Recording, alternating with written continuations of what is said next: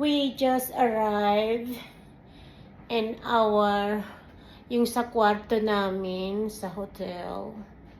Ayan. Ayan. That's the room there. Not bad.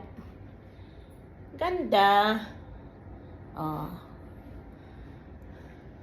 Tapos, maliligo lang kami.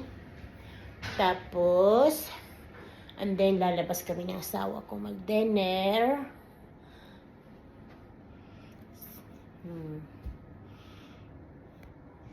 Nasa room na kami sa hotel namin sa Canberra.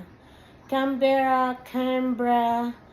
Yung mga tao dyan nga mahilig mag-correct ng mga pronunciation. Please lang.